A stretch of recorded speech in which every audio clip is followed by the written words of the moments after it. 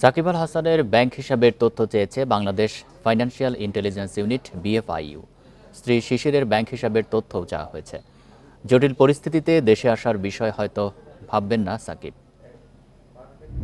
ক্যারিয়ারের বিদায় বেলায় চাপের পাহাড় জমেছে। ভারত সিরিজের পারফরম্যান্সও ভালো হয়নি। মামলার পর দুর্নীতি ইস্যু ঘিরে ধরেছে সাকিবকে।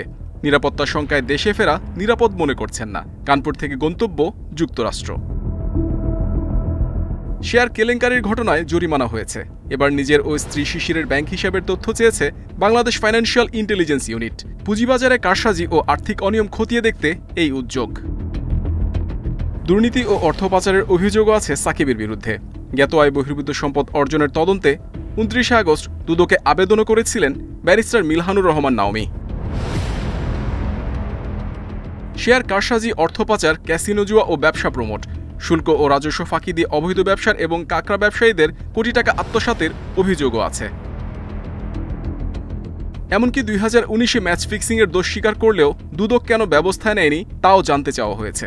নির্বাচনী হলফনামায় ব্যবসা ও সম্পদের তথ্য এবং আয়ের উৎস গোপনের অভিযোগ আছে সাকিবের বিরুদ্ধে।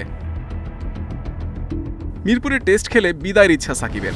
সিদ্ধান্ত নীতি নির্ধারক পর্যায়ে ঝুলে আছে। তবে নানা সংকটে পরিস্থিতি যা দাঁড়িয়েছে তাতে সাকিব দেশে ফেরার সাহস দেখাবেন না। বাংলার ক্রিকেটের মহাতারকাকে থাকতে হবে পরবাসী হয়েই। Muhammad Nazim, independent news, Dhaka.